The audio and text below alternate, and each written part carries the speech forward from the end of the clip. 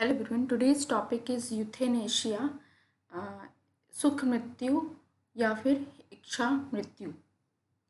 ये एक बहुत अच्छा टॉपिक है क्योंकि आप देखिए आज के टाइम पे मेडिकल फैसिलिटीज़ इतनी ज़्यादा बढ़ गई हैं जिसका प्रॉफिट भी है, बेनिफिट भी है, लेकिन उसके कुछ हार्म भी हैं जो हम यूथेनेशिया के कॉन्टेक्स्ट में बहुत अच्छे से समझ सकते हैं। और इसे दया मृत्यु भी बोलते हैं, वो हम पढ़ेंगे कि क्यों इसे दया मृत्यु बोलते हैं। It is a burning topic nowadays and it should be discussed between everyone. So euthanasia, the term euthanasia was derived from the Greek words eu and thanatos. Eu means good and thanatos means death. So, in a combined way, euthanasia means good death or easy death. कहने का मतलब एक अच्छी मृत्यु या फिर सरल मृत्यु।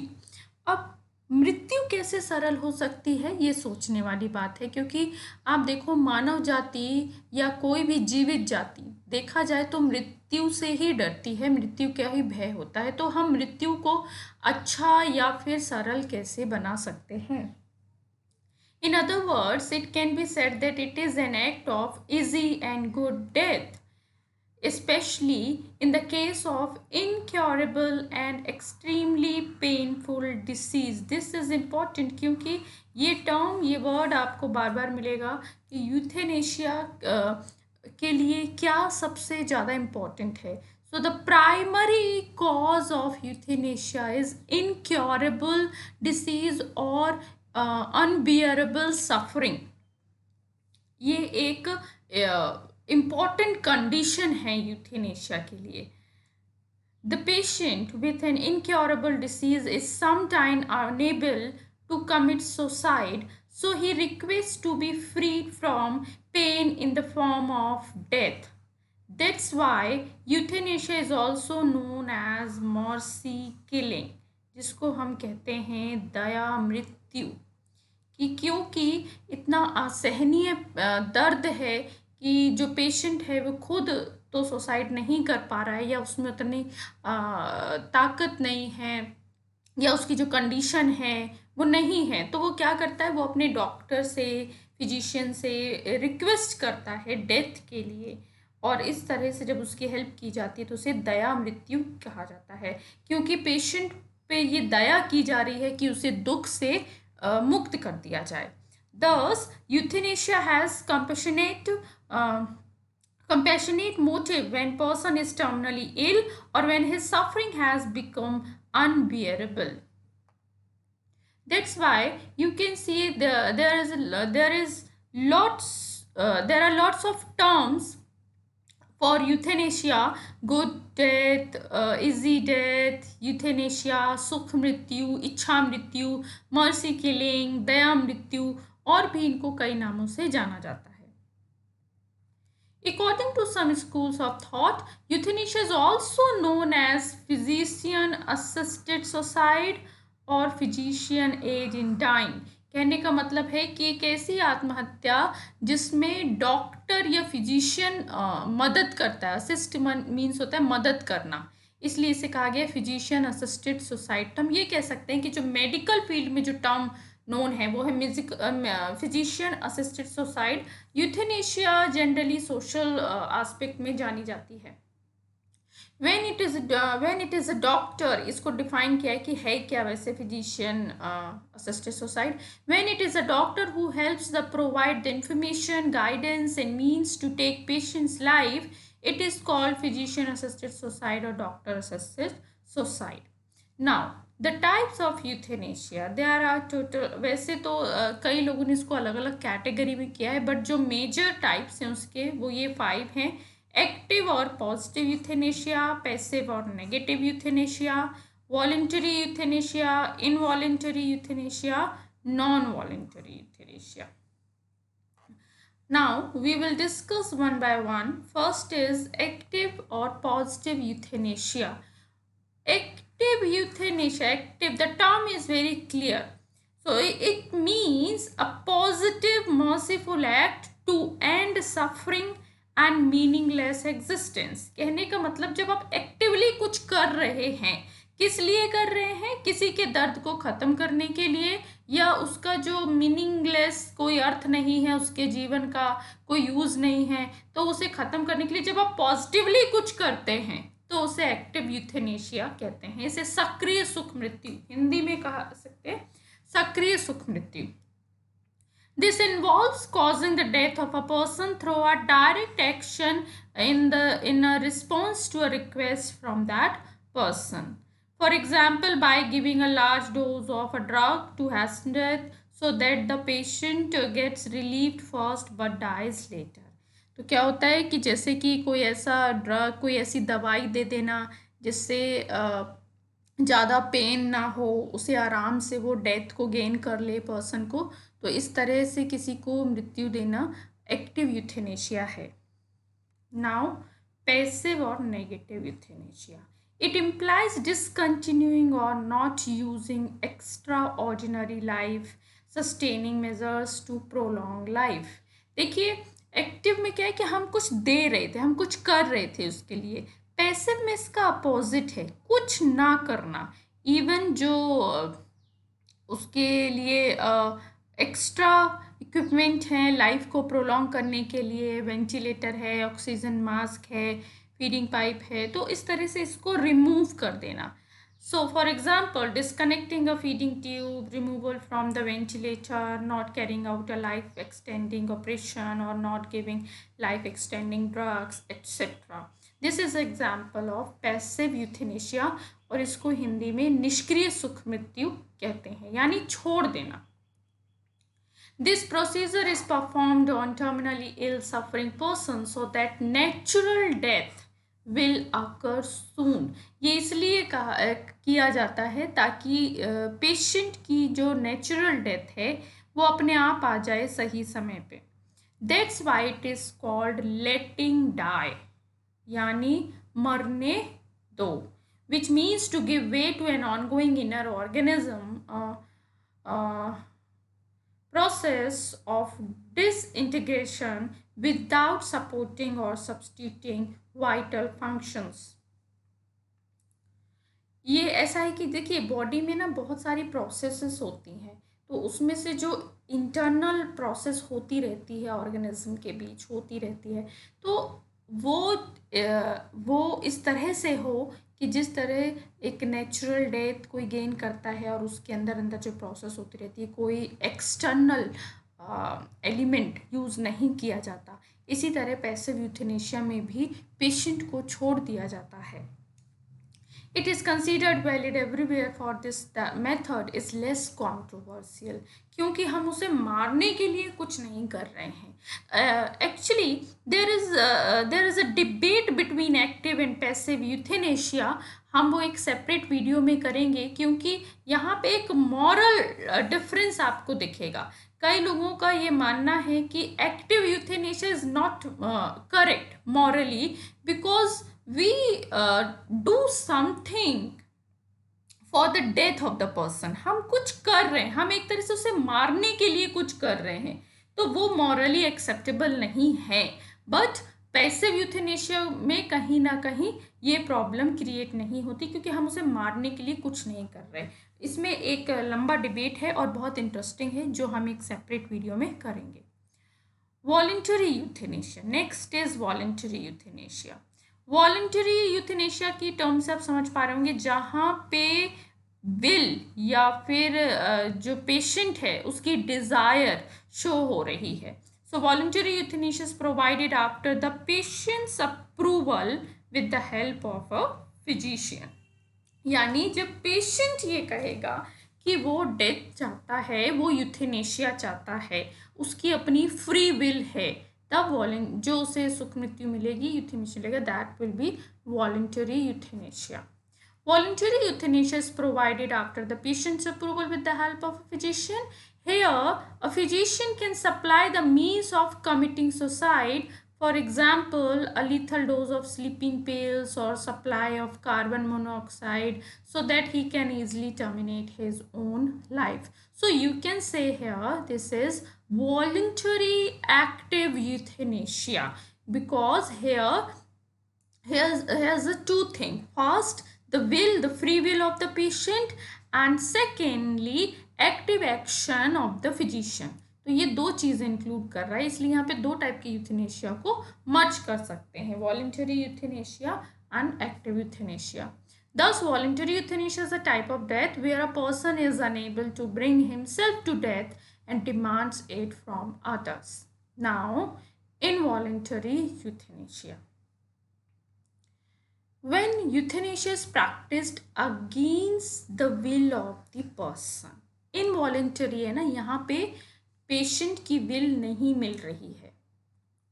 When euthanasia is practiced against the will of the person, this term is used to describe the killing of a person who has not explicitly requested aid in dying.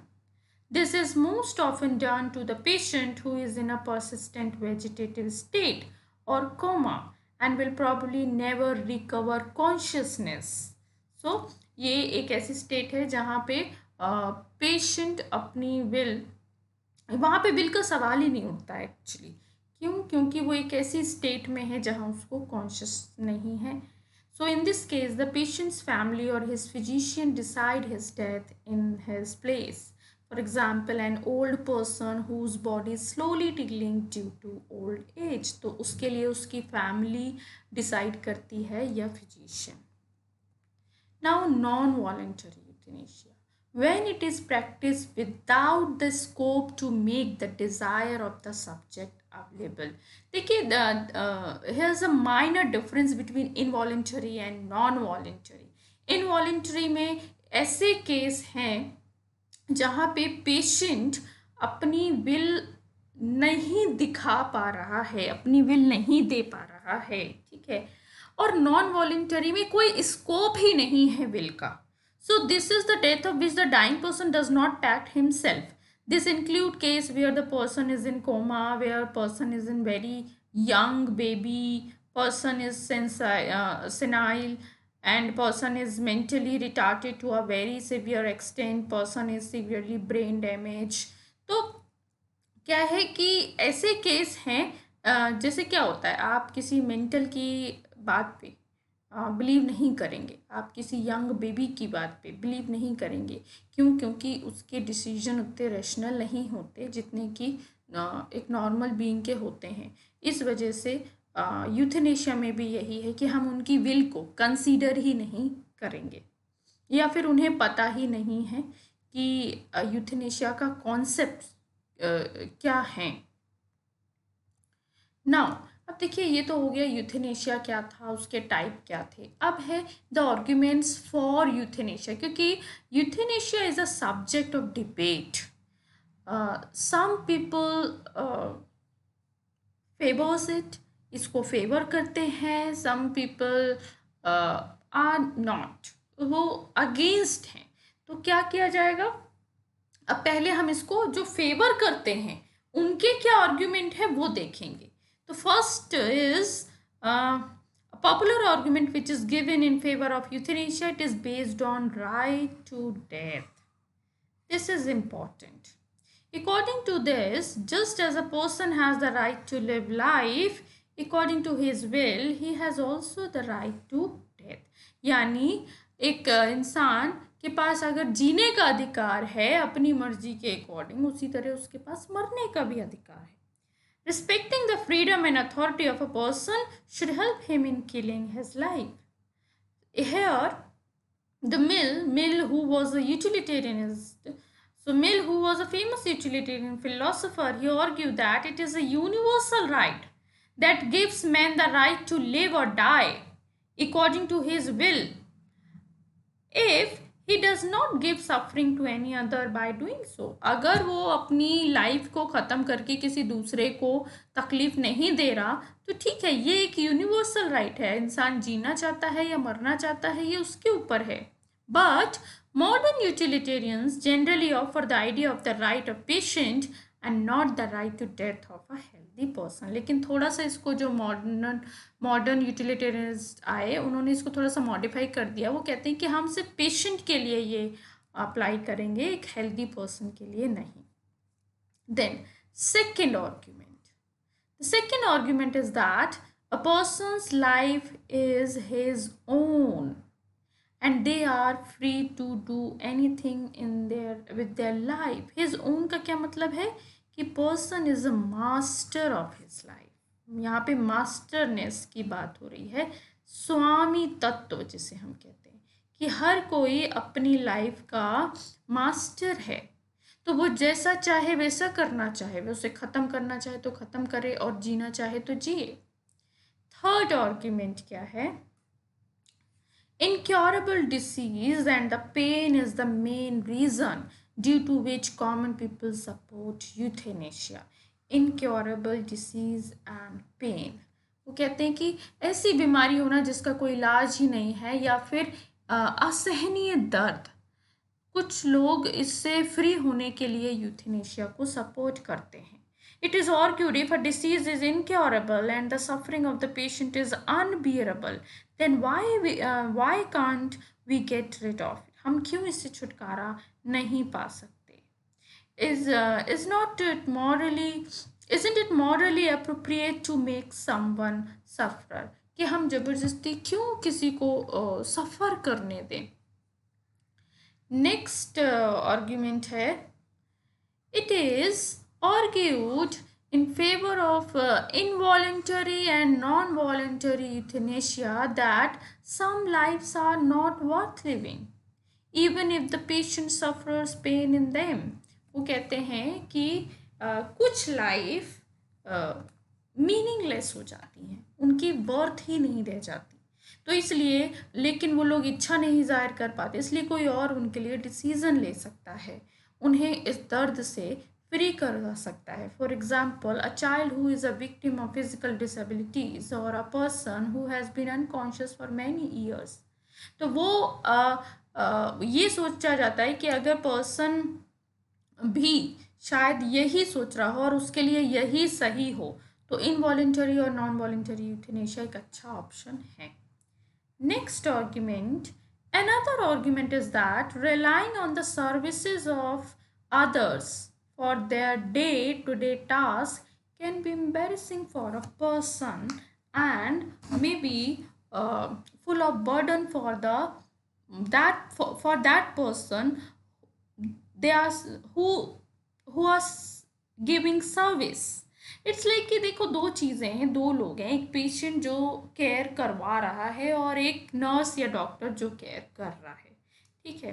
तो कहते हैं कि दोनों के लिए हो सकता है, एक जो पेशेंट है वो अपनी डे टू डे लाइफ के लिए नर्स पे या डॉक्टर पे डिपेंडेंट है, डायलिसिस है, क्लॉथ चेंजिंग है, कितनी चीज़ें होती हैं, तो कहीं ना कहीं वो एम्बैरेस हो जाता है ऐसी लाइफ से।